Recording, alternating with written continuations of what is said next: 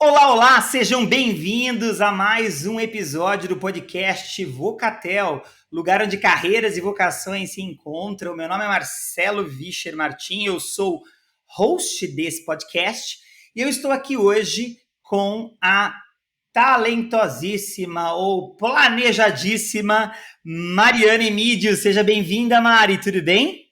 Tudo bom, Marcelo. Primeiramente, obrigado pelo convite, a oportunidade de estar aqui conversando um pouquinho sobre esse assunto que é tão interessante, né? Pois E é, é muito bom a gente poder estar aqui hoje. que bom que você aceitou o nosso convite. Veja, a ideia de eu ter convidado a Mari é porque todo começo de ano traz consigo uma esperança de um tempo melhor. A gente começa a pensar isso no final do ano, lá para novembro, dezembro, e inclusive às vezes isso se resulta em algumas resoluções de ano novo, que você pode estar pensando, poxa vida, mas eu nunca coloco as minhas resoluções em prática, né? E aqui a ideia hoje é a gente falar sobre algumas, ou dar algumas dicas para você de como colocar isso em prática e fazer o ano diferente. Mas antes da gente pular no assunto, que é planejamento estratégico pessoal, como fazer um 2024 diferente, eu queria que a Mari se apresentasse, para você até entender o porquê eu a convidei para estar aqui hoje. Afinal de contas, quem é a Mariana Emídio? Conta pra gente, Mari. Vamos lá, Marcelo. Bom, eu sou contadora de profissão, especialista em gestão empresarial, em gestão financeira, em gestão de projetos. Sou também mentora de carreira pelo Career Direct, pelo I Know My Design, e atualmente sou consultora e conselheira de empresas. Então, minha paixão pelo tema de planejamento estratégico, cultura e a relação entre pessoas já vem de uma longa data. Trabalhei 11 anos no mercado financeiro com temas correlatos. E então quero hoje compartilhar um pouquinho desse aprendizado com vocês. Muito bom, muito bom. Você já percebeu que a Mari tem propriedade para falar em planejamento estratégico, afinal de contas, ela é contadora, ela vem desse mundo da contabilidade, dos números, e fato é que nunca se falou tanto da importância dos números na tomada de decisão. E, claro, provavelmente você já ouviu sobre esse tema abordando ou explicando o mundo corporativo, mas hoje a gente quer falar desse tema também aplicado ao mundo, à nossa esfera pessoal, ok? Aquilo que diz respeito aos nossos planos e os nossos sonhos. E começo a conversa lendo para vocês uma frase de um autor desconhecido que diz: o futuro pertence àqueles que acreditam na beleza de seus sonhos. Esse pensamento ele costuma ser atribuído à ex-primeira dama norte-americana Eleanor Roosevelt, mas fato é que ele é desconhecido. E ele traz para nós essa ideia de futuro e sonho. E você que nos ouve provavelmente é cheio de sonhos e talvez se pergunta como é que eu começo a colocá-los ou torná-los realidade. Mari, para a gente começar para um bom planejamento estratégico pessoal, o que eu devo fazer? Bom, Marcelo, acho que o bom é sempre a gente começar pelo simples, né? O que eu recomendo a gente sempre fazer é dividir a nossa área, nossa vida em algumas áreas. Então, eu Sim, tenho minha vida profissional, minha vida como estudante, minha vida familiar, minha vida espiritual, minha vida física, saúde e outros projetos. Então, quando a gente começa a segmentar a vida e colocar, né, dentro dessas pequenas caixinhas os projetos que a gente quer realizar durante o ano, começa a ficar mais simples da gente visualizar e aí começar a montar um plano de ação para cada um deles. concordo com você. Embora eu ache que essa ideia da divisão em caixinhas, ela seja puramente didática, a nossa vida não acontece dessa forma. Mas fato é que quando a gente divide, a gente consegue ver melhor, a gente consegue, inclusive, detalhar melhor aquela área da nossa vida e, consequentemente, a gente consegue estabelecer metas de forma mais realizáveis, né? Ou com uma característica alcançável, realizável, né? E pensando nisso, eu costumo sempre ver pessoas, quando vão desenhar suas resoluções de ano novo, colocarem aquelas listas, né? Fazerem aquelas listas grandes de coisas para fazer, né? Eu já tenho uma opinião um pouco diferente. Eu acredito que quanto menos eu tiver, melhor para eu conseguir realizar. Qual a sua opinião a respeito? Afinal de contas, essa nossa lista do que fazer, ela deve ser grande, pequena? O que você acha? Bom, para responder isso, eu vou responder um pouquinho baseado no planejamento estratégico, né, na teoria empresarial. Né? Na teoria Certo. empresarial, a gente trabalha muito planejamento estratégico por meio de OKRs, né? Ou seja, de objetivos vinculados a alguns resultados chaves. Muitas pessoas conhecem isso pelo objetivo SMART, né? Então, que seja um objetivo que eu consiga mensurar, que esteja dentro de um tempo determinado, algo que eu consiga acompanhar. Mas a ideia do OKR, acho que ela conecta justamente com o que você trouxe, Marcelo, de serem poucos. Se eu tenho muitos OKRs, eles não são OKRs, eles são alguns objetivos espalhados, podem até ser objetivos táticos e tudo mais. Mas se eu quero, de fato, que aquilo se realize, eu preciso de uma quantidade reduzida. Então, eu preciso pensar o que é realmente meu objetivo, né? Qual é o próximo passo que eu quero dar? E em cima disso, aí sim, eu construí meu plano de ação, os meus objetivos a curto prazo, né? O que para mim vai ser o significado de sucesso, né? E aí sim eu consigo me organizar. Então, de fato, ter poucos e bons objetivos é algo essencial para o planejamento estratégico pessoal. O que seria um bom objetivo, ô Mari? O que seria um bom objetivo? Um bom objetivo é qualquer objetivo que você consiga categorizar o que é o sucesso. Tá? Então, isso pode ser qualquer coisa. Eu posso falar, olha, esse ano eu quero ser uma estudante melhor. Tá, sem problema nenhum, mas o que significa ser uma estudante melhor? Muito bom. Significa me formar no meu MBA e fazer dois cursos de curta duração, significa manter uma frequência diária de estudo de uma outra língua ou de alguma coisa assim. Então, eu posso ter qualquer objetivo, desde que eu tenha essas minhas métricas de sucesso atreladas a esse objetivo que me provem que, de fato, eu cheguei no sucesso que eu almejava. Fantástico, né? Essa ideia, o conceito de sucesso, ele se torna orgânico, né? Ele não é dado pelo sistema ou até mesmo ele não é uma definição de dicionário.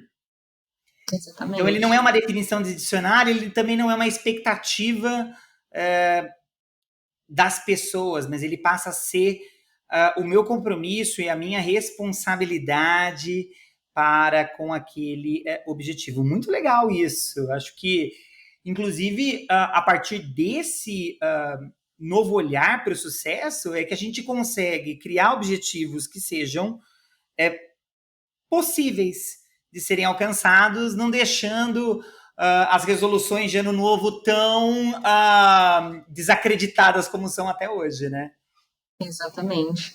Eu acho interessante a gente falar também que um bom objetivo, ele precisa ser inspirador.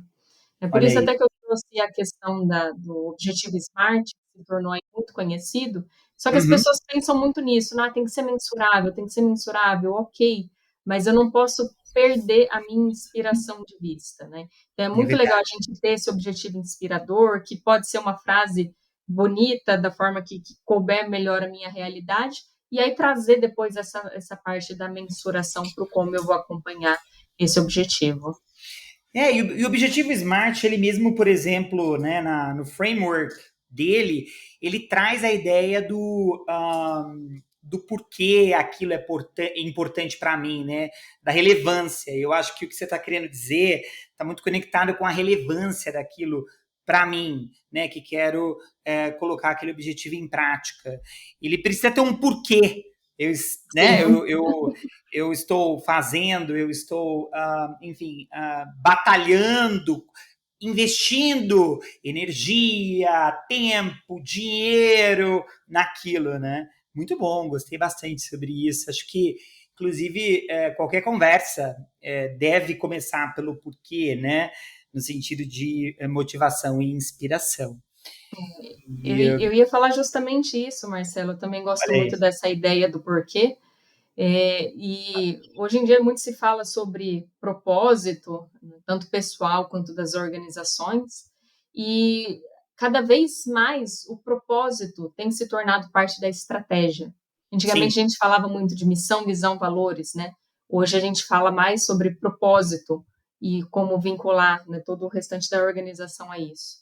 E quando a gente traz realmente para a nossa vida pessoal, é o que você acabou de falar, né? O porquê fazemos o que fazemos, né? A gente está sim. tão acostumado a responder o que a gente faz, qual que é a nossa profissão e coisas do tipo, mas quando a gente começa a inverter essa conversa realmente para o porquê, e aí a gente começa a pensar, né? O porquê que eu quero isso para minha vida, onde que eu quero chegar com tudo isso, aí facilita realmente o nosso planejamento pessoal.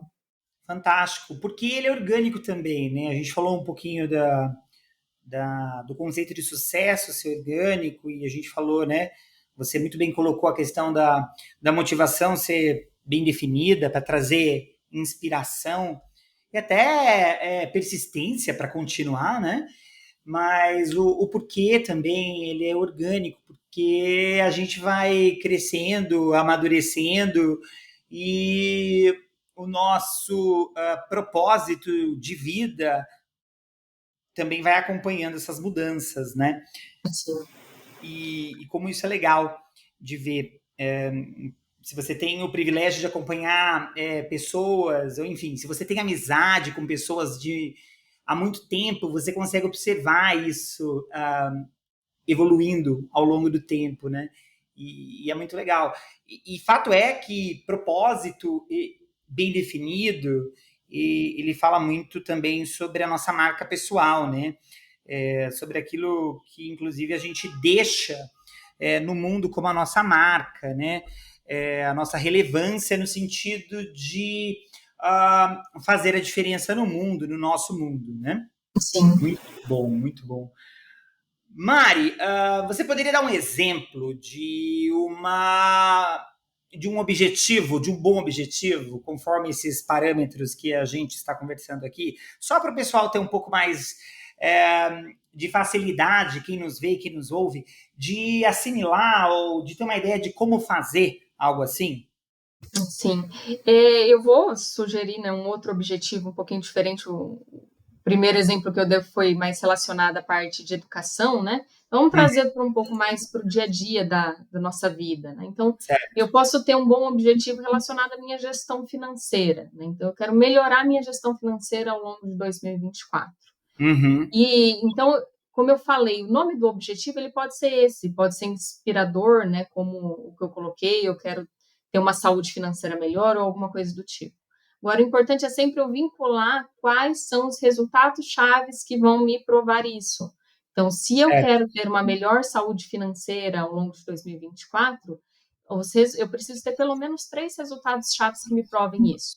Então, eu quero diminuir as minhas dívidas em 30%, eu quero ter uma viagem programada de férias até o final do ano e eu quero poupar um valor X por mês. Perfeito. Isso me prova que eu terei uma boa gestão financeira ao final de 2024.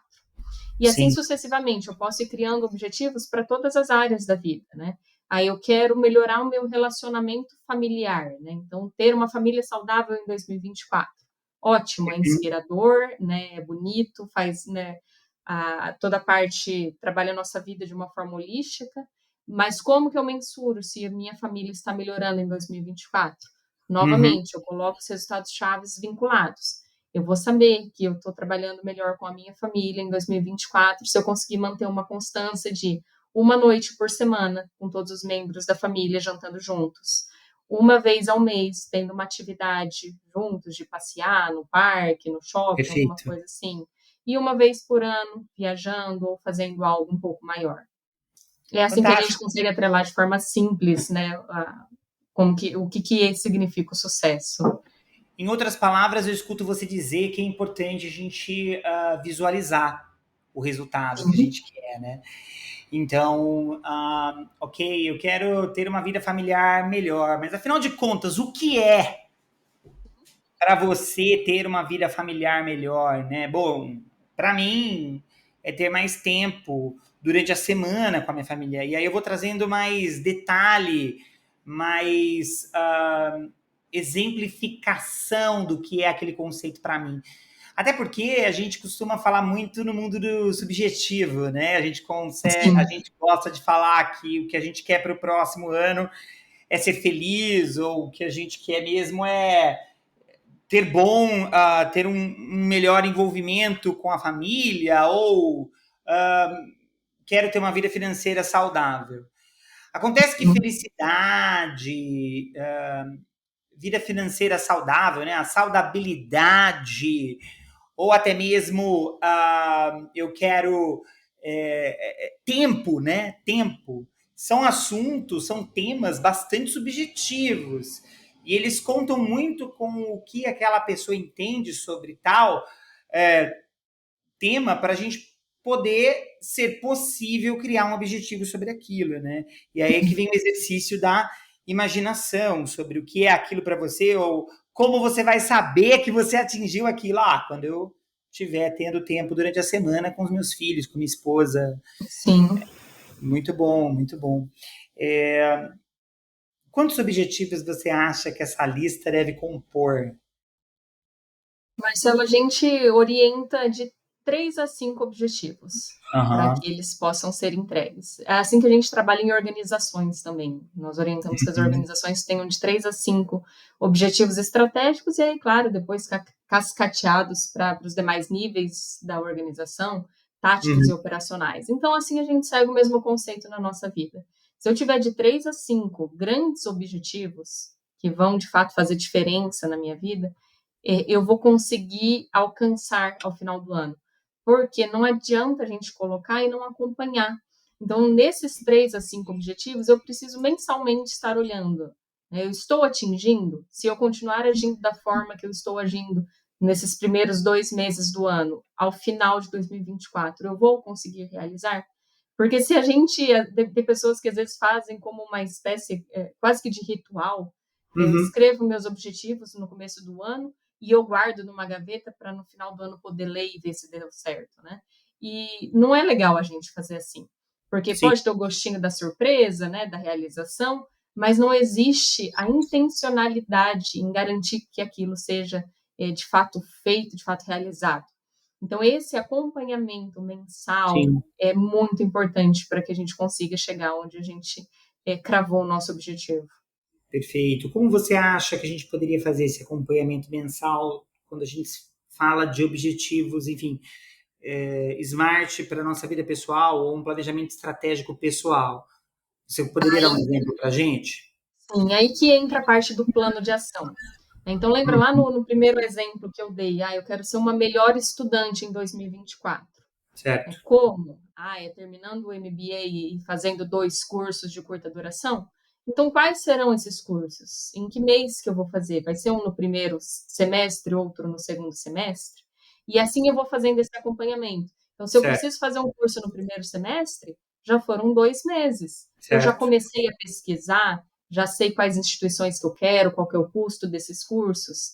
Então, o ideal é a gente olhar para esses objetivos todo mês e traçando as tarefas. Então, se Hum. eu vou fazer um curso nesse primeiro semestre, qual que é a minha tarefa? Agora é pesquisar, é olhar na internet, é ver as opções, é ligar para fazer o orçamento e Sim. decidir que curso que eu vou começar, né? Então, é Perfeito. sempre pensar em objetivo, que depois se tornam planos de ações, que depois se tornam tarefas pequenas a serem realizadas. Quais ações que eu preciso para poder atingir esse objetivo, né? E a gente pode pensar isso tanto de hoje até a data que eu quero alcançar, ou ao contrário, da data que eu quero alcançar, eu fazer uma espécie de regressão nos meus, né, nas minhas metas até chegar ao dia de hoje. Também acho interessante a gente pensar dessa forma, porque é como se nós pensássemos o objetivo concluído, né, naquilo que a gente de fato quer, e a gente fosse desmontando até chegar na peça 1, né, até chegar Uhum. na day 1. Acho que isso também é um exercício que ajuda ou estimula a gente a pensar e contemplar aquilo que de fato é importante. Muito bom. E fala para mim, e à medida que a coisa vai acontecendo, então supondo que eu fiz isso agora nesse primeiro bimestre, criei um objetivo SMART para minha vida pessoal, um objetivo SMART para minha vida profissional, um objetivo SMART para minha vida relacional. Eu gosto de pensar nessas 3 categorias. E aí eu estou, a partir desse objetivo SMART, estou derivando algumas metas, né? O objetivo é Uhum. esse lugar onde eu quero chegar. Ele é uma meta do propósito, vamos dizer Sim. assim, né? E a meta é aquilo que eu preciso fazer hoje, amanhã e depois até chegar nesse objetivo. Pensando nisso, imaginemos a situação em que eu esteja acompanhando isso numa espécie de um checklist. Então, eu já fiz isso, agora amanhã eu vou fazer aquilo, e vou me programando para ir avançando. O que mais você acha importante adicionar nesse planejamento para que ele tenha sucesso? Ou o sucesso esperado pela pessoa? Sim. O mais importante, Marcela, realmente são esses checkpoints aí para a gente rever e Uhum, pensar nesses checkpoints se isso ainda faz sentido para a minha vida. Não é certo. porque a gente fez um planejamento para um ano que ele tem que ser guardado a 7 chaves e não possa mais ser mudado. Se eu fiz esse planejamento e por algum motivo isso mudou, a gente precisa corrigir o mais rápido possível, né? Então, Uhum, ele nunca pode ser congelado, ele sempre tem que ser algo dinâmico e se adaptando a uma nova realidade para que o sucesso ele venha como um todo. Eu acho interessante a gente falar também, tem um livro que chama Andando com o Tanque Vazio. É um uhum, livro bem interessante e que fala um pouco sobre burnout. E a pessoa que escreveu esse livro conta a sua história pessoal sobre o burnout e depois conta sobre algumas estratégias que ela colocou para o seu dia a dia para fazer o seu acompanhamento. E uma delas era justamente uma revisão mensal de todas as áreas da vida, né, uhum, onde né, nessa história essa pessoa ela fazia inclusive uma nota para ela mesma, né, e uhum, desenhava as ações de correção para o mês seguinte. Então, se nesse mês eu falhei na minha esfera familiar, se eu fiquei muito corrida e não consegui dar atenção para minha família, e eu fiquei com uma nota baixa, quais as certo. ações para o mês que vem eu vou ter de diferente, né, para que isso não volte a acontecer, né, para a Uhum, gente não cair nessa repetição dos mesmos erros. Uma questão bem interessante que a gente trata no planejamento estratégico, né, muito se fala sobre aprender com o erro, né? Muito se uhum, fala em organizações inovativas em que errar é permitido e coisas do tipo, né? E de fato, sim, isso é necessário e o mundo hoje em dia funciona dessa forma. As organizações que aprendem com os erros, elas são mais ágeis, elas melhoram seus produtos e serviços, só que uhum, elas têm um processo estabelecido, e esse processo chama lições aprendidas. E uhum, lições aprendidas não é algo que, eu saí, por exemplo, hoje e esqueci de levar um guarda-chuva e choveu. A lição aprendida não é que se eu sair sem guarda-chuva pode chover e eu posso me molhar. Não, isso foi um fato que aconteceu. A certo. lição aprendida é: a próxima vez que eu sair, eu vou olhar na previsão do tempo e vou Boa. ver se tem probabilidade de chover e para então levar meu guarda-chuva. Então, Sim. lição aprendida é do que houve, o que eu aprendi que eu vou implantar de forma diferente na minha vida e não somente ficar relembrando fatos passados. Muito bom.